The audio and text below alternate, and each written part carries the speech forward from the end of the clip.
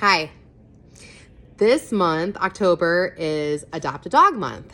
This is Reba, my dog, and I'm Dr. Bertian Martin, and I sure am glad that I have Reba in my life. Dogs give us an amazing hormone release when we get snuggly or have feelings that they love us or we feel connected to them. Those feel-good hormones, oxytocin, are also released when you get adjusted by your chiropractor.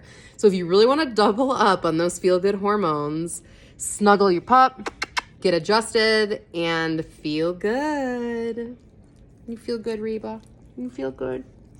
By the way, Reba also gets adjusted. Don't you?